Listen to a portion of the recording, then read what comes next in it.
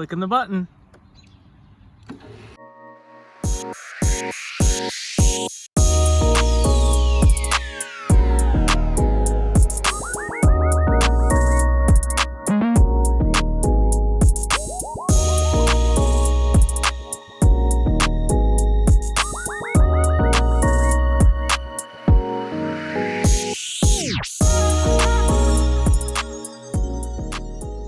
Welcome back to the channel, guys. We're back to work on this 21 Fireblade. It's time to get to work on this beautiful machine.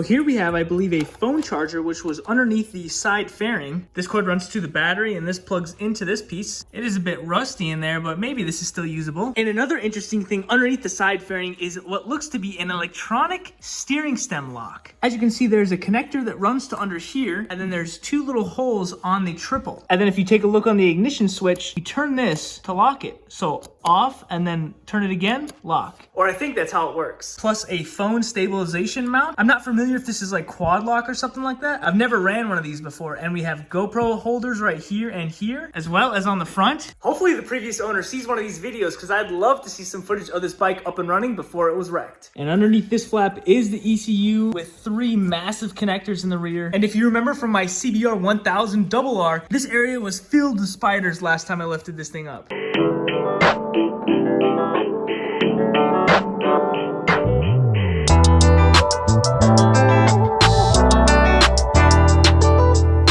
That's something I'll never forget. But now let's move to the handlebars.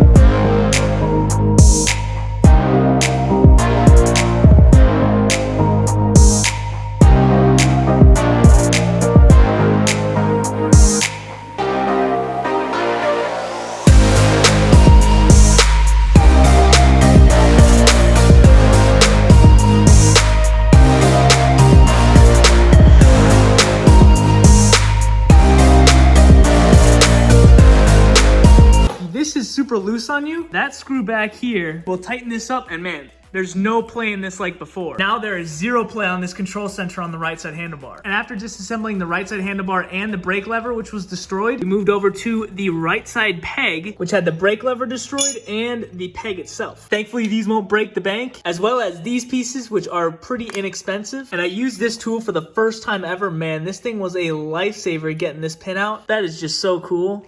And we do already have some parts that have arrived, so let's go get them, crack them open.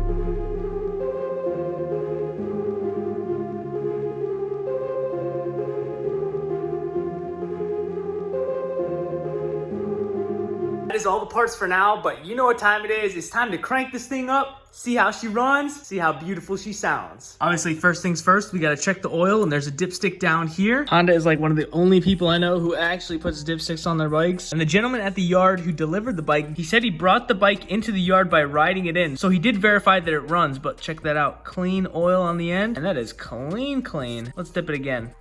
Beautiful, right at the top. All right, let's throw this dipstick back in, get some power on this thing. Here's our very, very light battery. Man, this thing is tiny too. This is probably one of the smallest batteries I've seen. And like I said, the auction yard did verify that the battery and everything was working when they brought the bike in. I don't know how long it was sitting, so I guess that's for us to find out. Tighten these suckers up, get them in place. Now, when I received the bike, there was absolutely no power to this thing whatsoever, so we're definitely gonna have to jump this, see if it works. Classic Honda battery strap. We're gonna apply some voltage to this thing, test out how this key works. But I'm thinking we're gonna move her outside because I'm ready to hear this thing fire up.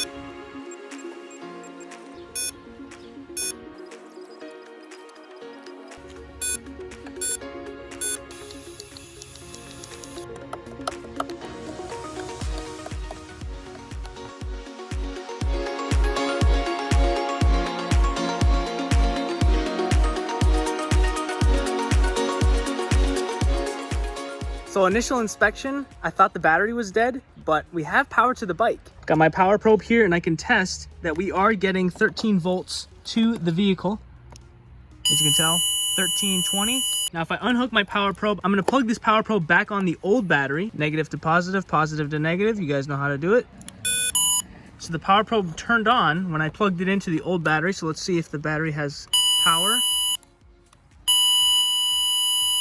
So this old battery has 11.7 volts. So I'm starting to not think that the battery is the issue, but maybe the key fob battery. And this battery from my crashed Yamaha R1M has 13 point something volts going from this battery to the vehicle. And we checked all these fuses, all of them are good. Under here is fuse blocks, so not individual fuses like over here. And I'm not seeing any other fuses on this bike. So my next plan of action is to head to the store, grab a 2032 Panasonic CR 3-volt battery and replace it on my Fireblade key fob. I am going to remove the wrecked Yamaha R1M battery out of this because I don't want to end up ruining something with a different style battery on this machine. I did drop one of the connectors underneath the battery, so we gotta fish it out of there. There are different specifications on this Fireblade battery compared to the Yamaha R1M battery. They are both lithium ion, so I guess that's somewhat okay. So my thought process of why I think it is the key fob, the auction ties the key to the steering stem of motorcycles with that white zip tie you saw earlier. And for most key fobs for vehicles, the key fob is always active when it is in close proximity to the ignition of the vehicle. And with this motorcycle key being right here for over a couple months when it was on the auction, my guess is it most likely drained the key fob battery because it was in proximity to the ignition and just killed the battery. Let's head to the store, see if my hypothesis is right.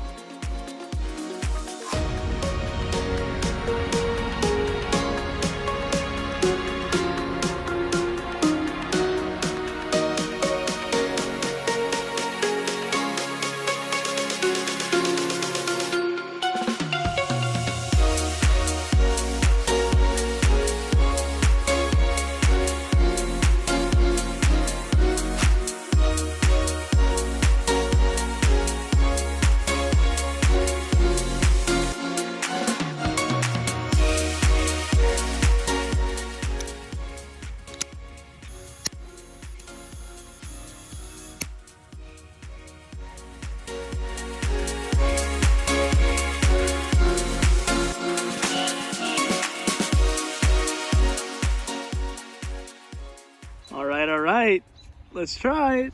Clicking the button. No way. No way. Ah, it was a key fob. Let's go. Oh man, baby, 4,356 miles. First gear, yes, it's in first gear. Side stand is down. Without further ado, let's fire her up. All right. Put it in neutral. We're in neutral, let her eat.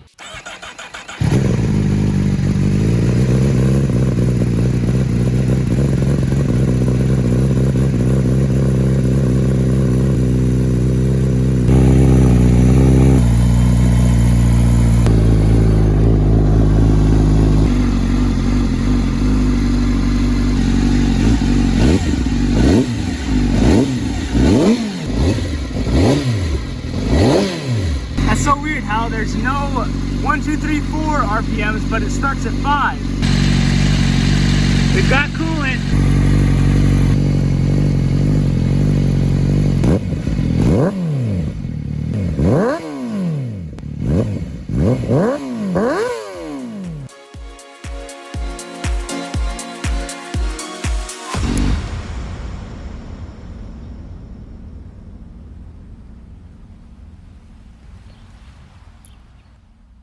That was awesome. The neighbor kids over there loved it too. We are back inside the garage. No engine lights. Man, that sounds good, but I think we can make it sound better. That catalytic converter is getting in the way of some... I can't tell if I'm even more excited about us being able to fix the key fob so simply. And Fireblade owners, don't leave your key fob next to your bike for long periods of time. That may be your issue, and it's a simple fix. Pop this open, 2032 battery in it, and boom. Now I wanted to try out this lock feature as well, if I can figure that out. So let's turn the handlebars, see if we can figure it out. Too hot for me to be out there, I'm a ginger. So we're gonna power up the bike. I love that, just one click of a button. Turn the handlebars all the way to the left. I gotta hold it. Then if I hold it again, does it lock it? Oh, it does. Did you hear that click? That's sick. Steering is locked in place to the left with that electronic steering lock. As you can see, the connector goes into this box, which controls the steering stem lock. All I did was after I turned it forwards once to turn it off, I did that again, held it, and then there's a little clicking sound. Boom. We can do it again. Turn it on. Did you hear that click? Boom. Unlocked. This dash fascinates me because it only starts at 5,000 RPMs. And the buttons on here are so satisfying. Clicking noise is just fantastic. So we've got our mode button. Mode 1, 2, 3. The horn button. the arrows to adjust the settings in the modes. There's the quick shifter up and down logo in the far right side of the screen. I'm sure there is plenty to do with this dash, but for another time, we gotta rebuild her.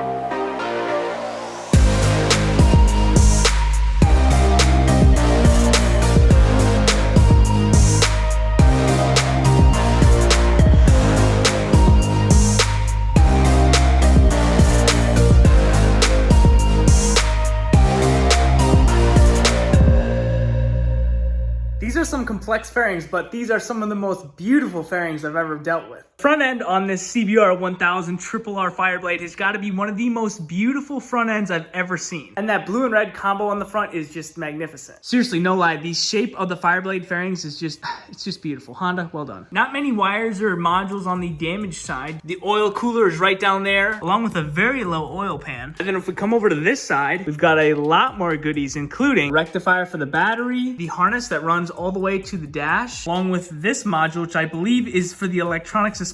Looks almost identical to the electronic suspension on my, oh yeah, it is. Look at that. It says Olin's on it. It is the electronic suspension. I was gonna say it almost looks identical to the suspension module on my Yamaha R1M. That harness runs in through here up to the dash and everything else in here, including the electronic steering stabilizer. And then this wire is for the horn that runs down underneath the steering stabilizer. And an interesting spot for the coolant is right inside this side fairing. And some of you may remember I did do the quick shifter conversion on my CBR1000RR back in the day. So this quick shifter is identical to the other one I had on my other bike that got stolen. And that quick shifter was about a $500 option from the factory. But you know, it comes standard on the Fireblade. Got your temp hose right there. Well, this is where I'm gonna call it for tonight, guys. We got parts to order, parts to take apart, and the bike to ride. We'll catch you in the next one. See ya.